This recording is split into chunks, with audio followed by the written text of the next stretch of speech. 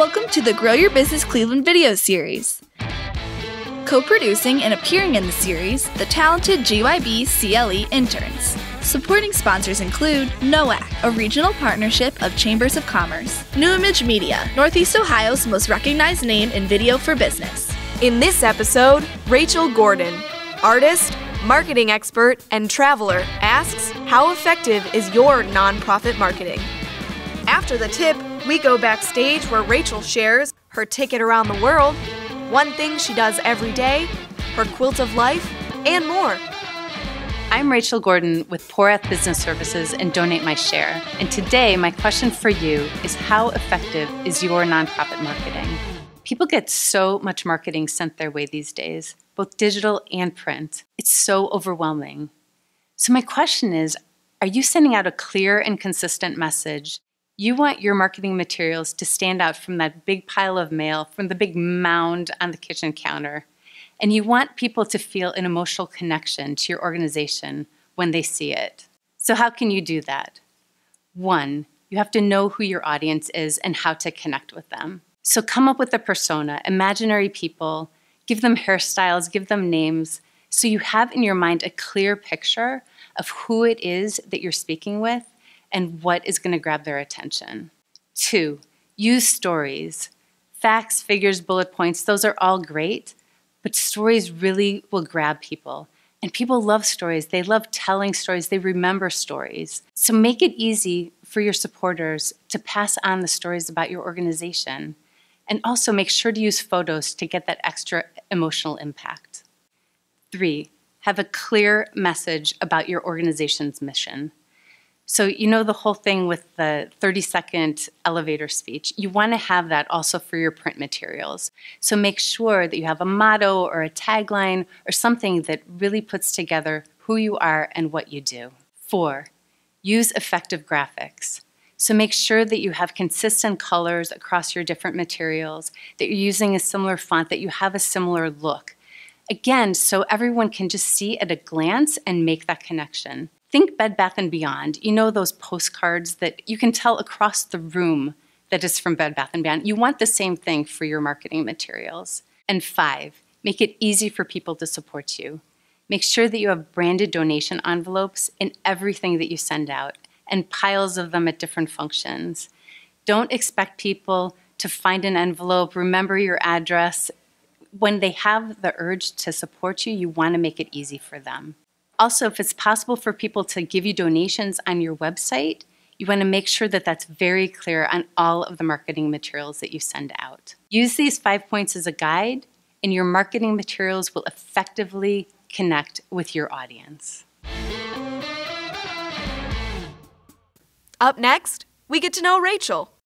American author Henry Miller wrote, "One's destination is never a place, but a new way of seeing things." I started on the west side of Cleveland and went to San Francisco, Korea, Thailand, South Africa, Jordan, Israel, Europe, New York, back to the east side of Cleveland. So I made it almost all the way around the world, minus about 15 miles. The thing that I learned the most in that trip was there's really only about 12 people in the entire world. And people are people wherever you go. And so I'd be walking in the street and all of a sudden someone's voice would catch my attention and I'd be like, wait, no, that's just like this other person that I knew back home. They have the same voice intonation, the same mannerisms. And so I found that between that experience and other experiences that I've had of traveling within this country, living in different places, working in different places, and it's really easy for me to connect to people no matter where they're at, no matter who they are, and to find some commonality. And I think that's just an amazing thing that we can all experience. So people ask me if I have lots of photos from that trip, and the truth is I don't. And so it was with film camera. I had my Olympus, no, it was a Pentax K1000, a heavy metal camera, which I absolutely loved. But I only brought 6 rolls of film, one for each of the major stops that we were making. And so one of the pictures that I totally remember is actually a picture that I didn't even take. I was on a safari in South Africa, And sometimes the animals were really close, like there were elephants right on the road. That was really super cool. I have a picture of that. But what I don't have a picture of is the giraffe that came right up to our car. It was so amazing. I mean, like, it was nothing like any giraffes that you see in the zoo. I mean, it was such a beautiful, beautiful animal. And my friend said, take a picture, take a picture. And I said, no, we don't have enough film in the camera. And so I didn't take the picture. But the truth is, of all the pictures that I took, what I really remember is that picture that I didn't take. Like, I remember that giraffe clearly, exactly how it looked, exactly where it was. So from all of the pictures, that's the one that I remember. Being grateful is more than just saying thank you. For Rachel, gratitude is attitude. About 8 years ago, I started a practice of writing down 5 things that I was grateful for every night before I went to sleep. And I have to say that completely changed my life. I mean, first, it's an amazing thing just to look back on your day, because so often, like, we don't have any reason to do that. We're just racing and racing, and then we like fall into bed and we just collapse, and we don't look back and think about the day. So I have to stop. I have to just think a little bit about what my day was like, what happened, and what I was grateful for. And sometimes it's kind of hard. Like, sometimes there's not so many things that I actually feel grateful for. And when that happens, I still have to find something that I'm grateful for. And sometimes it's the challenge. So sometimes it's positives, right? I'm grateful that this happened. I'm grateful for this. I'm grateful for all of the blessings. And sometimes I have to say, I'm really grateful for the challenge. Like this challenge of this person that annoyed me, this thing that didn't work. Thank you for the challenge. So if every day I have to come up with 5 things that I'm grateful for, and I write them down, and sometimes I even roll them on a piece of paper, and I put a little sticker on them, and I stick them in a bowl. The word multi-potentialite is a person who has many different interests and creative pursuits in life. Multi-potentialites have no one true calling. I want to share a video of a TED Talk that I watched by a woman named Emily Wapnick, where she came up with this concept of a multi-potentialite.